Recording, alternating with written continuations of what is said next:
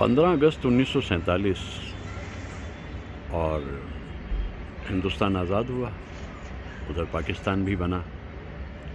लेकिन ये आज़ादी अपने साथ में बंटवारे का दर्द लेकर आई। घना अंधेरा छाया हुआ था, उस वक्त दंगे हो रहे थे।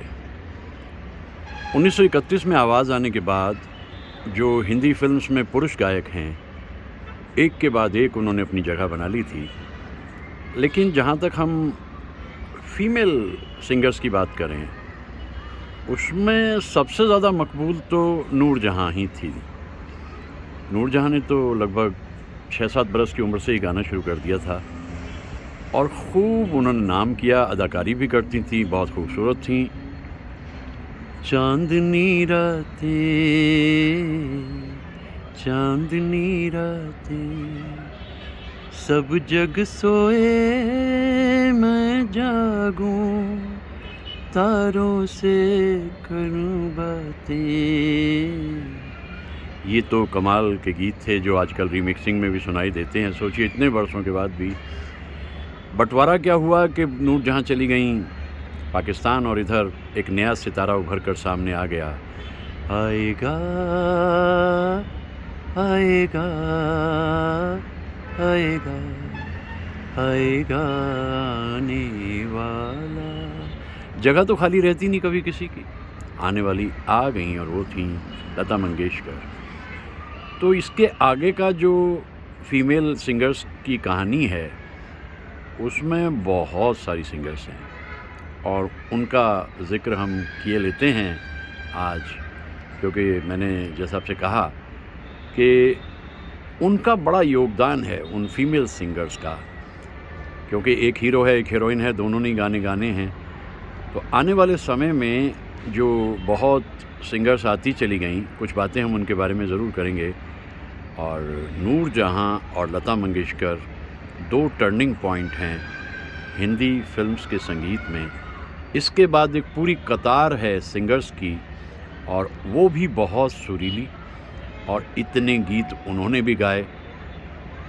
उनका भी ज़िक्र हम करते हैं धीरे धीरे, लेकिन ये 2 चांद जो हैं, ये तो छाए ही रहे हिंदी फिल्म्स के गीतों पे, कल भी और आज भी। कुछ और बातें करते हैं।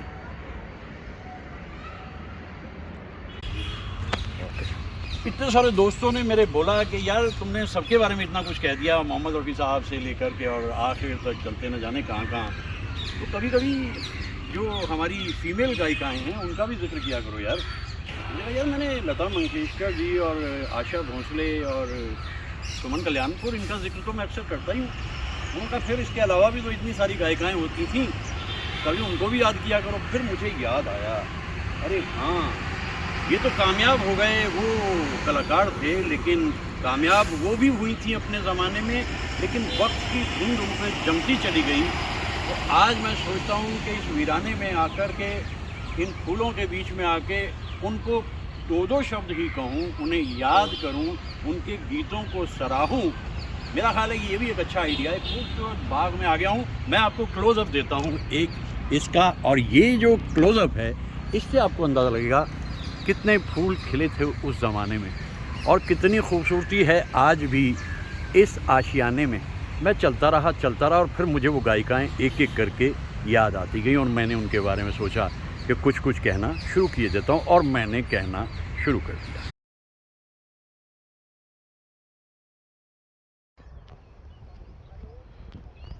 इतनी सारी गायिकाओं का जिक्र जब मैंने कर लिया, और लता जी के बारे में तो मैं अक्सर ही बातचीत करता रहता हूँ, तो आज मेरा ख्याल है कि आशा भोसले एक ऐसी कलाकार हैं, एक ऐसी गायिका हैं जिनका जिक्र किया जाना चाहिए। आशा भोसले का कमाल ये है कि जैसे अंग्रेज़ी में कहते हैं ना कि nothing can grow under the banyan tree, कुछ भी नहीं उग सकता बड़े बरगद के पेड़ के नीचे। तो ऐसा कुछ उन्होंने किया ही नहीं, वो बरगद के पेड़ के नीचे रही नहीं शुरू से, उन्होंने रस्सा अपना अलग से पकड़ा और उसके बाद ऐसे कमाल के गीत दिए, एक के बाद एक। बल्कि मैं यहाँ तक भी कहना चाहूँगा कि 2011 में जब एक सर्वे किया गया, गिनीज बुक ने किया, तो उन्हें वर्ल्ड के नंबर 1 पे रखा गया कि 11,000 से ज़्यादा गीत उन्होंने गाए। तो मैं सोचता हूँ कि कुछ बातें मैं आपको बता दूं आशा जी के बारे में, उनके गीतों का जिक्र तो मैं करूंगा ही, लेकिन आपने देखा ना कि हर कलाकार, हर गायिका जो उस ज़माने में गा रही थी उसका अंदाज़ अपना था। इसीलिए एक अकेली लता मंगेशकर अगर उस समिट की तरह हैं तो बाकी गायिकाओं ने अपनी अपनी जगह बनाई। आज की इस शाम में इस झील के किनारे इस सूर्य को देखते हुए सूर्यास्त के समय में कितने ही गीत मुझे आशा जी के याद आते हैं।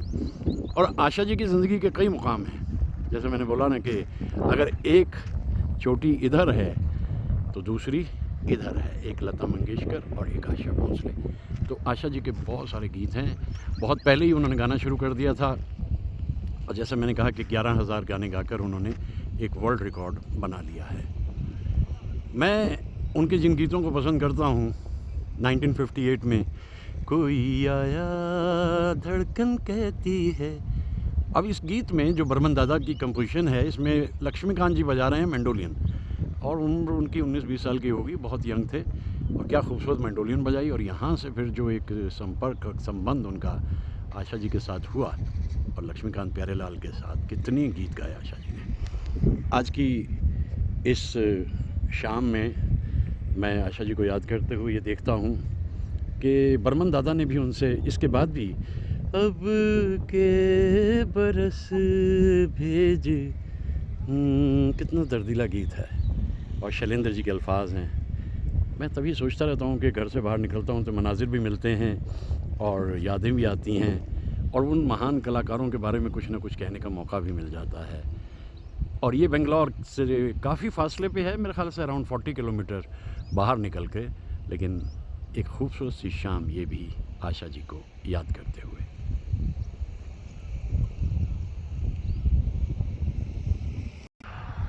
ओपी नैयर जी के लिए तो बहुत गीत किए उन्होंने। जाइए आप कहाँ जाएंगे, ये है रेशमी जुल्फ़ों का, और ना जाने कितने सारे गीत उन्होंने किए। और मुझे उनका जो गीत बहुत पसंद आता है उसमें कुछ फिर वही दिल लाया हूँ के गीत भी बड़े अच्छे थे। लेकिन मैंने एक बात और देखी है कि ओपी नैयर और पंचम दो ऐसे संगीतकार हैं जिनके साथ लता जी ने बहुत गाया। लेकिन मैंने एक और बात भी देखी है कि संगीतकार कोई भी हो, यहाँ तक कि जीएस कोहली के साहब के साथ भी फौलाद फिल्म के 2 गीत आशा जी ने इतने खूबसूरत और दर्दीले अंदाज में गाए। या तोरी आई मैं तो छम छम रोई रे, ओ मतवारे साजना। शायद इसकी एक वजह ये भी हो सकती है कि जीएस कोहली साहब जो थे वो असिस्टेंट थे ओपी नैयर साहब के। रविंद्र जैन तो बहुत ही गुणी थे, एक धुन लिए घूम रहे थे बहुत अरसे से। आशा जी सुन लीजिए, गाना तो आप नहीं है, आशा जी पे फुर्सत नहीं थी। एक दिन उन्होंने कहा चलो जी रविंद्र जी सुनाइए। धुन क्या सुनाई, उन्होंने कहा कि इसकी रिकॉर्डिंग कब कर रहे हैं आप बताइए। तो ये कलाकार इस तरह के होते थे और वो गीत इतना खूबसूरत। साथी रे भूल न जाना मेरा प्यार, इतना दर्दीला गीत है। और ये रविंद्र जैन साहब भी बड़े कमाल के संगीतकार थे। तो आज मैं जब इतने सारे गायिकाओं का जिक्र कर चुका हूँ तो मैं सोचता हूँ कि बस ये एक ऐसा मुकाम है, एक ऐसा संगे मील है आशा भोसले कि जिनका जिक्र करने के बाद मैं कह सकता हूँ कि जिन गायिकाओं ने अपनी जगह बनाई हिंदी फिल्म इंडस्ट्री में, मैं आज उन्हें याद करता रहा। लता जी के बारे में तो अक्सर ही मैं बहुत कुछ कहता रहता हूँ। और ये खूबसूरत सी शाम, डूबता हुआ सूरज और बहती हुई लहरें, और इन लहरों पे पीछे दिखाई देता हुआ एक ऊंचा टीला, ऐसे ऐसे कलाकारों को याद करते हुए आज शाम आशा जी के कितने ही सारे गीत उनके मैं पंचम के साथ में देखिए, तीसरी मंजिल के गीत कोई गा सकता था क्या, जो अंदाज़ उनका रहा। जवानी दीवानी में क्या खूबसूरत गाते थे, ऐसी ट्यूनिंग थी। यहाँ तक कि इजाज़त के गीतों को भी मैं कहता हूँ मेरा कुछ सामान अपनी जगह है, लेकिन खाली हाथ शाम आई, खाली हाथ जाएगी, गुलजार साहब के अल्फाज और पंचम की धुन और ऐसा दर्दीला गीत, कुछ भी दे दीजिए आप उन्हें, वो तो हर रूप में माहिर हैं। आज 90 बरस की तरफ जा रही हैं बस, और उनकी सेंचुरी के लिए हम दुआ करते हैं। वो सेंचुरी जो लता जी मिस कर गई आशा जी को मिलनी चाहिए, और शतायु हों हमारी दुआएं।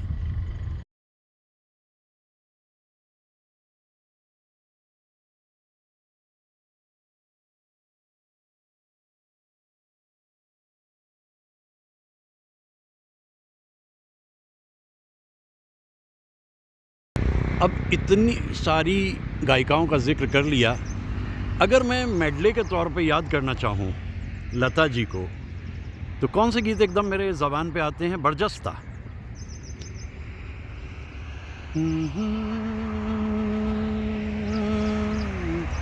दिल अपना और प्रीत पराई, किसने है ये रीत बनाई। मैं उनके गीतों में मदन मोहन जी के गीतों को भी बहुत ऊंचाई पे मानता हूँ। लग जा गले के फिर हंसी रात हो न हो। मैं अनपढ़ के गीतों को भी बहुत याद करता हूँ। आपकी नजरों ने समझा प्यार के काबिल मुझे। ऐसी आवाज़ अपने ढंग की, अजीब दास्तां है ये, कहाँ शुरू कहाँ ख़त्म, ये मंजिलें हैं कौन सी, न वो समझ सके न हम, दूर के ओ चंदा आ मेरी बाहों में आ, दिल में रोशनी कर। कितने सारे गीत उनके हम गा सकते हैं। मैं ऐसे जगह आकर के, इस माहौल में आकर, तो यकीनी तौर पे वो देखो जला घर किसी का, या फिर अगर आप सपनों में अगर मेरे जब याद किसी की आती है। मैं तो उन सभी गीतों को याद करते हुए लता जी को याद करता हूँ। एक पूरा जीवन जीकर वो रुखसत हुई दुनिया से, निसंदेह, लेकिन फिर भी रुखसती तो दुखदाई होती ही है, और विरह वेदना अपने ढंग की अनूठी। बेदर्दी बालमा तुझको मेरा मन याद करता है। शंकर जयकिशन अनूठी धुनें बनाते थे उनके लिए, और अलग ही गीत लिखते थे शैलेंद्र जी भी। रुक जा रात ठहर जा रे चंदा, बीते ना मिलन की बेला। क्या कहें लता जी के बारे में, क्या कहें। गीतों का एक आबशार सा बनता चला जाता है। मुश्किल है जीना बेदर्दों की दुनिया में,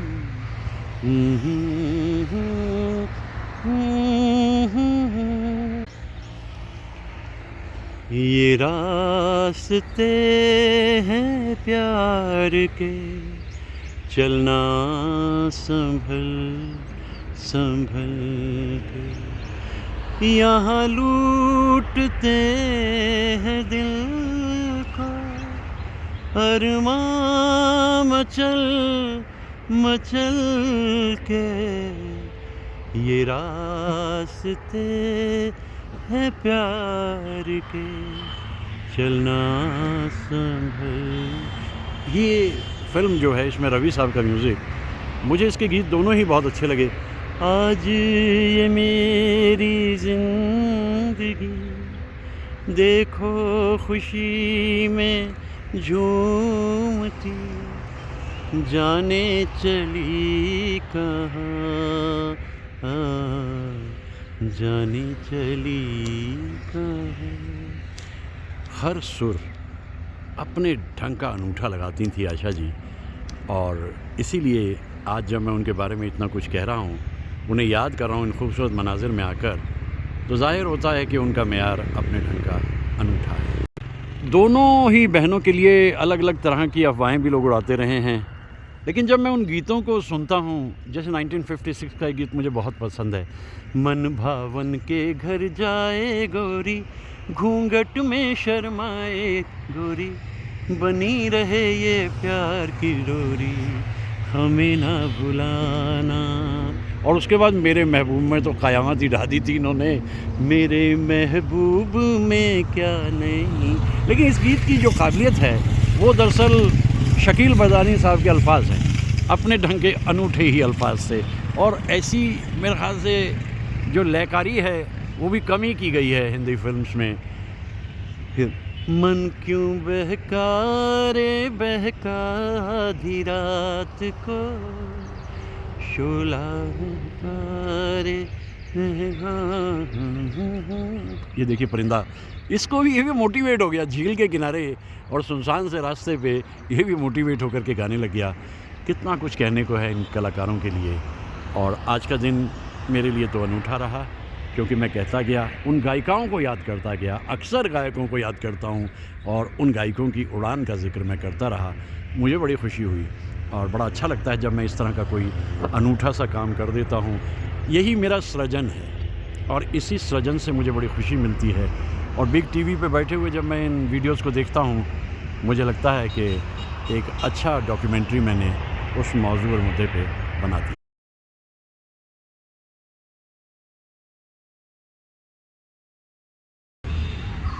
ठंडी हवा काली घटा आ ही गई झूम के, प्यार लिए भूल कोई।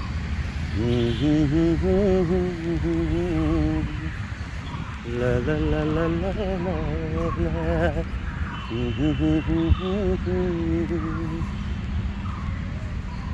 एक दौर वो भी था इस गायिका की ज़िंदगी का जब वो गाती थी और फूलों की तरह से मुस्कुराती थी। बहुत नाम किया, बहुत काम किया। आज मैं बात कर रहा हूँ गीता दत्त की। गीता दत्त की ज़िंदगी को जब मैं देखता हूँ, सोचता हूँ उनके बारे में, तो यूँ लगता है कि जैसे कितने हिस्से हैं उनकी ज़िंदगी के और कितने किस्से भी। कामयाबी भी है, दौलत भी है, शोहरत भी है, इशरत व आराम भी है, सब कुछ उनकी ज़िंदगी में था। लेकिन फिर वक्त ने करवट ली, हालात वो नहीं रहे जो थे।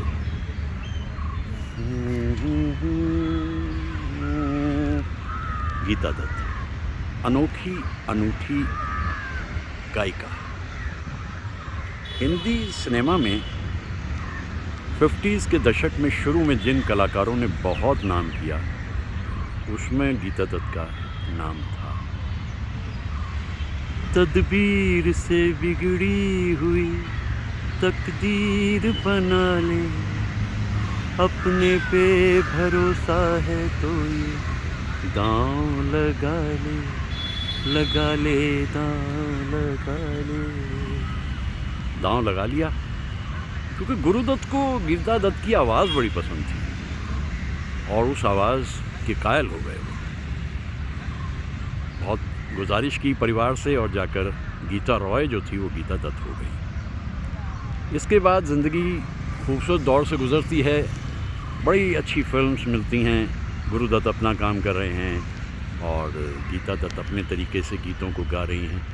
हेलो मैं हरी पिया हुई मेरी जीत रे, काहे का झगड़ा मालूम नई नई प्रीत रे।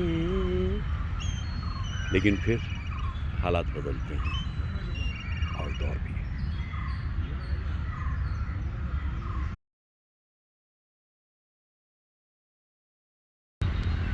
बेकरार दिल इस तरह मिले जिस तरह कभी हम जुदा न थे। बेकरार दिल इस तरह मिले जिस तरह कभी हम जुदा न थे। तुम भी खो गए हम भी खो गए एक राह पे, चल के दो कदम वक्त ने किया क्या हंसी सितम, तुम रहे न तुम, हम रहे न हम। वो फूलों से लदे हुए शजर जो ज़िंदगी की रौनक थी, सारे ही फूल झड़ गए और ज़िंदगी बयाबान हो चली गई। कुछ हुआ था ज़ाती ज़िंदगी में गुरुदत्त की भी और गीता दत्त की भी। वो खुशी गायब हो गई, वो मुस्कुराहट भी गुम हो गई। मुझे गीता दत्त की आवाज़ में जो खनक एक दिखाई देती है शुरू के दौर में, वही आगे चल कर के उनकी ज़िंदगी में उदासी की तर्जुमानी करती है। कोई दूर से आवाज़ें चले आओ, चले आओ, चले आओ, चले आओ।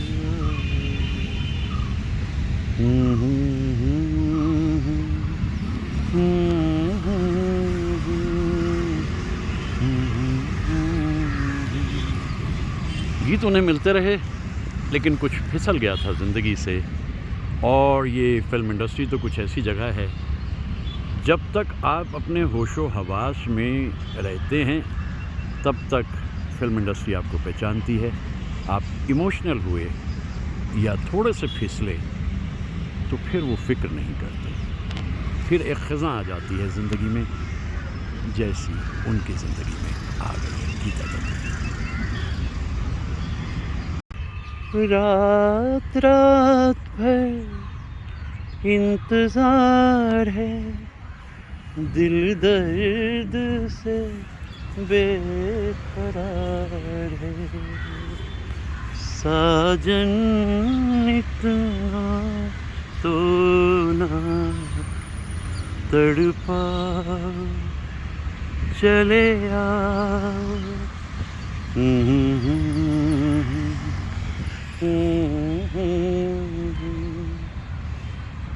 गुरुदत्त भी महसूस करने लगे थे कि कुछ उनकी ज़िंदगी से जुदा हो रहा है और कुछ उनकी ज़िंदगी में आ रहा है। और ये एक अनोखा दौर था उनकी ज़िंदगी का। कागज़ के फूल फिल्म उन्होंने बनाई क्योंकि प्यासा तो बहुत कामयाब हुई और कागज़ के फूल नहीं कामयाब हुई। इससे गुरु को बहुत दुख हुआ था। दुख इस बात का कि जो सृजन उनके दिल के करीब था, क्यों दुनिया ने उसे नकार दिया। ये भी कहा जाता है कि देर रात में फ़ोन करके अक्सर पूछा करते थे अपने दोस्तों से, राज कपूर, देवानंद और अबरार अलवी, वी.के. मूर्ति साहब। वी.के. मूर्ति साहब से मिलने का मौका मुझे मिला था बेंगलोर में, और गुरु के बारे में बहुत बातें हमारी हुई थीं 2 घंटे के करीब। वो यही कहते थे कि अलग तरह का इंसान था गुरु, कमिटेड था, फोकस था, लेकिन एक दौर तक। फिर जब ज़िंदगी से कुछ छूटना शुरू हुआ तो वो छूटता चला गया। ना गुरु गुरु रहे और ना गीता दत्त जी की ज़िंदगी वो ज़िंदगी रही। और वक्त ने एक ऐसा अजीब सितम किया जो अपने ढंग का दिल हिला देने वाला एक मंज़र था। सब कुछ बदल गया, सब कुछ बिखर गया, सब कुछ ख़त्म हो गया देखते ही देखते। 39 बरस की उम्र में गुरु रुखसत हो गए और 42 बरस की उम्र में गीता जी दुनिया से चली गई। यकीनी तौर पर कह सकता हूँ कि अगर पर्सनल हालात बेहतर रहते तो गीता जी किसी भी रूप में अन्य किसी गायिका से कम नहीं होती, बल्कि शायद उनसे आगे ही जाती। उनकी आवाज़ की मिठास, उनकी आवाज़ की खनक, उनकी आवाज़ का दर्द, बाद में दर्द को जैसे उन्होंने पी लिया था, जी लिया था, और फिर वो उसको अपने गीतों में बयान करती थी गीता जी।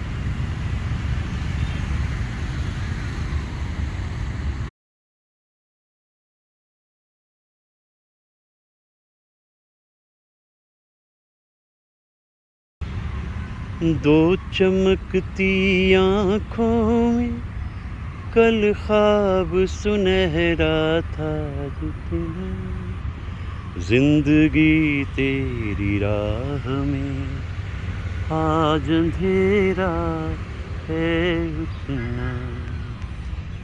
दर्द आ गया था उनकी आवाज़ में। गाने की रिकॉर्डिंग होने वाली है, दान सिंह साहब की धुन है और गीता जी तैयार हैं और उन्होंने शुरू किया।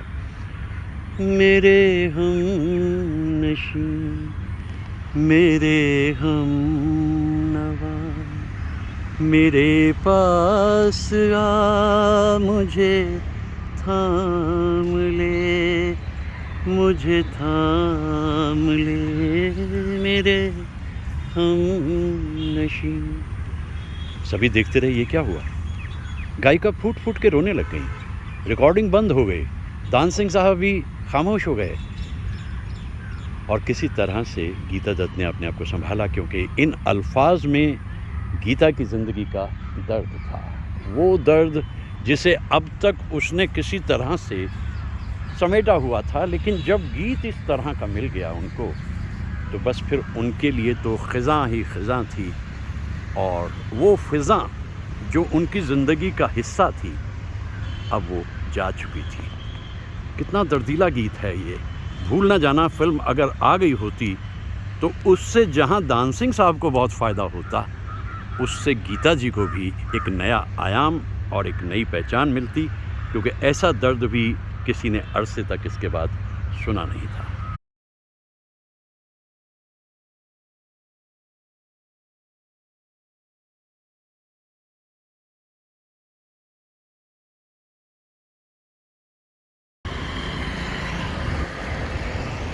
मैं ऐसा ही नहीं है कि पुरुष गायकों के बारे में ही ज़िक्र करता रहता हूँ। मुझे तो जो हमारी महिलाएं गायिका हैं, उन्हें भी मैं बहुत याद करता हूँ। इस आवाज़ को सुन के मुझे खुर्शीद याद आती हैं। पंछी बाबरा चांद से प्रीत लगाए, चांद से प्रीत लगाए। और भी बहुत सारी गायिकाएँ उस ज़माने में थीं। ज़ोहराबाई अम्बाले वाली बहुत मशहूर, और अमीर बाई कर्नाट की, राजकुमारी। वो ज़माना दरअसल आज़ादी से पहले नूर जहाँ का बहुत नाम था। उन्होंने बहुत खूबसूरत गीत गाए। और सुरैया, धड़कते दिल की तमन्ना हो मेरा प्यार हो तुम, मुझे करार नहीं जब से बेकरार हो तुम। एक मोहब्बत की दास्तां है सुरैया। वो मोहब्बत जो शुरू हुई थी देव साहब से, अंजाम नहीं ले सकी और विरह हुआ, लेकिन सुरैया भी अपनी ज़िद पे थीं। उन्होंने विवाह नहीं किया। देव साहब उनके मन में इस कदर उतर चुके थे। 63 का ज़माना आते आते आखिरी गीत गा कर के उन्होंने विदा कहा फिल्म इंडस्ट्री को।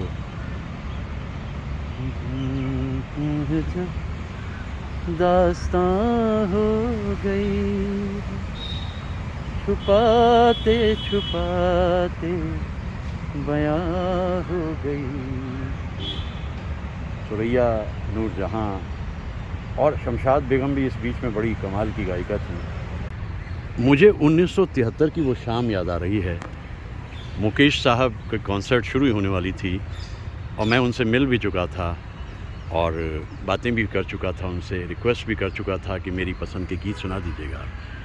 अब जब वो स्टेज पर आए और हारमोनियम पे हाथ रखा, तो सबके सामने पहला प्रश्न ये था कि मुकेश साहब पहला गीत कौन सा गाएंगे। 992 गीत उनके गाए हुए। तो इसमें जब वो गीत शुरू हुआ, हारमोनियम पे उंगलियां थिरकने लगी और मुकेश साहब ने गाना शुरू किया। धरती को आकाश पुकारे, आजा आजा प्रेम दुआरे आना ही होगा।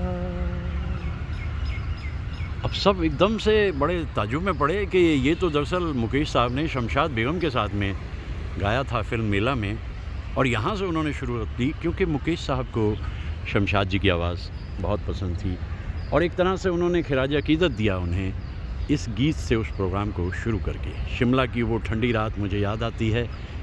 लगभग 1 बजे तक तो वो प्रोग्राम चलता रहा। अगले दिन फिर वही प्रोग्राम हुआ और मुकेश साहब ने इतने गीत गाए। शमशाद बेगम भी अपने ढंग की अनूठी और अनोखी गायिका थी। रह के वीराना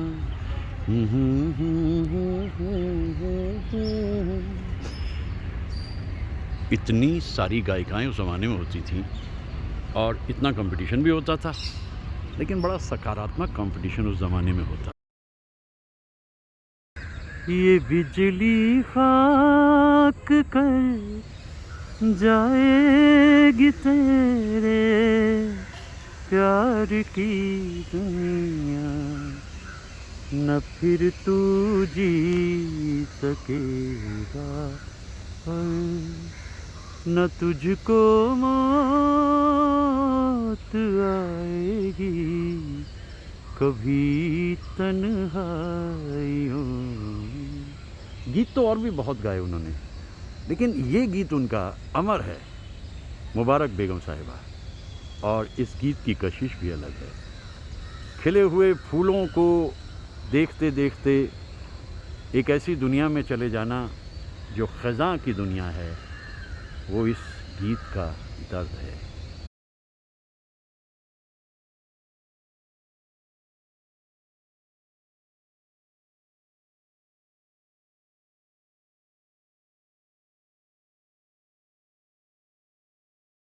लता जी, आशा जी और सुमन कल्याणपुर साहिबा के बारे में तो हम अक्सर ही बातें करते रहते हैं, अक्सर बातें करते हैं।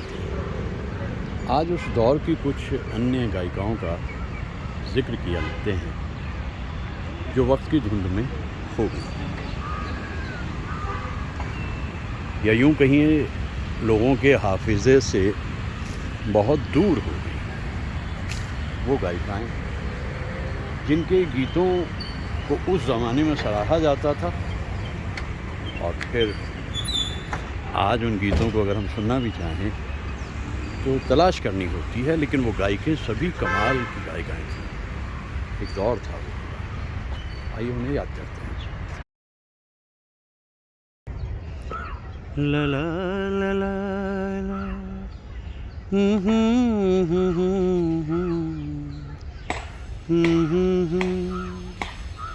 न जाओ सैया छुड़ा के भैया कसम तुम्हारी मैं रो पड़ूंगी, रो पड़ूंगी।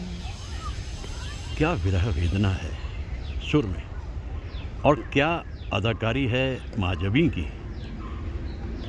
महाजबी अपने ढंग का एक परिंदा ही थी और ज़िंदगी से जो ख्वाहिशें उन्हें रही, कुछ हासिल हुई कुछ नहीं भी हुई, लेकिन साहिब बीबी और ग़ुलाम एक ऐसी फ़िल्म बनी जिसमें उन्होंने एक ऐसा रोल अदा किया जो फ़िल्म इतिहास में आज तक अनूठा है। और वही साहिब बीबी और ग़ुलाम जहां गीता दत्त जी की आवाज़ ने भी वो जादू बिखेरा कि हम आज तक याद करते हैं। दुख के भंवर में लिपटे ये कलाकार कभी घबराते नहीं थे। कतील साहब की बात इन्हें हमेशा याद रहती थी, रक्स करने का मिला हुक्म जो दरियाओं में, हमने खुश होके भंवर बांध लिए पाँव में। जितनी दिक्कतें बढ़ी उतनी शिद्दत बढ़ी, ये थे वो कलाकार।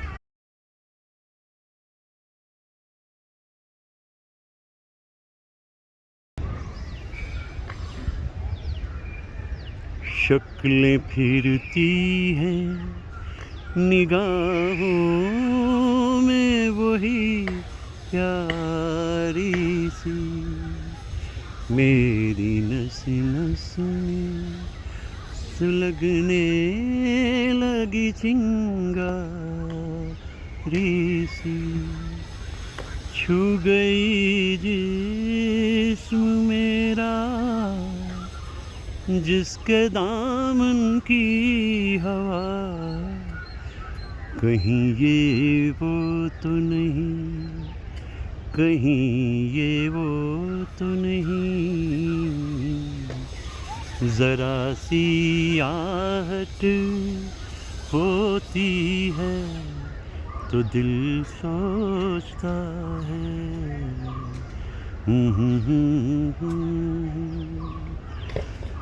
इतने कलाकारों को याद करें तो कम से कम चलते चलते लता जी को तो याद करना ही होता है। उनकी रुखसती एक दर्द का पन्ना फिल्म इतिहास में। कोई भी गीत हम सुनते हैं लता जी याद आती हैं, यानी ज़रा सी आहट होती है तो दिल सोचता है कहीं ये वो तो नहीं। आवाज़ रह गई और जिस्म फना हो गया। कलाकार यूं भी जिया करते हैं।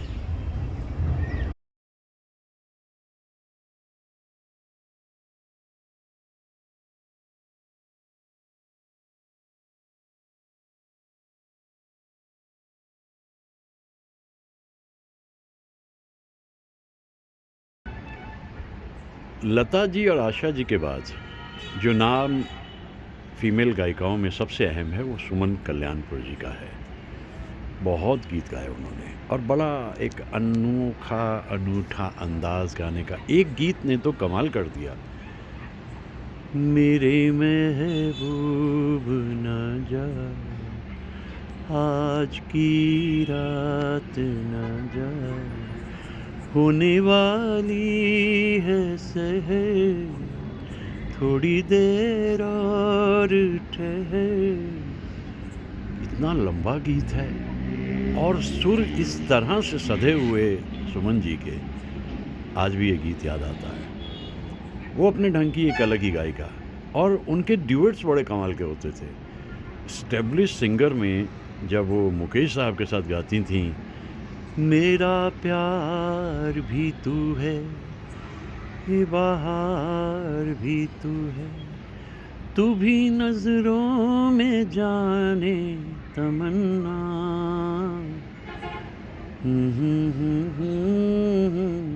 देखिए क्या साथ दिया मुकेश साहब का। एक अजब सा गाना जो बहुत कम सुनने को मिलता था उस ज़माने में भी, रफ़ी साहब के साथ, मेरी ज़िंदगी तेरे प्यार में हम कहाँ कहाँ से गुज़र गए। मन्ना दा के साथ भी तुम जो आओ तो प्यार, और हेमंत दा के साथ न तुम हमें जानो।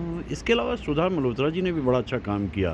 सलाम हसरत कबूल कर लो। वाणी जयराम जी काफ़ी अरसे तक मशहूर रहीं और उन्होंने मीरा के भजन फिल्म मीरा के लिए गाए। गुड्डी से शुरू हुई थी उनकी। अखियों के झरोखों से हेमलता जी ने भी बहुत अच्छा काम किया।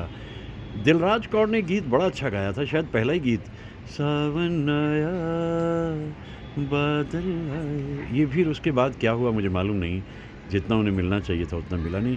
और इस बीच में कभी कभी जगजीत कौर जी सुन जाती थी, तुम अपना रंजो हम। इतनी सारी गायिकाएं होती थीं और कुछ ने ज़्यादा काम किया, कुछ ने कम काम किया। मैं अपने दोस्तों की शिकायत को पूरा किया आज कि चाहे थोड़ा थोड़ा ही सही उन गायिकाओं को याद किया जिन्होंने हिंदी फिल्म्स में अपने गीतों के ज़रिए एक बहार बिखेरे रखी, और वो भी देर तक।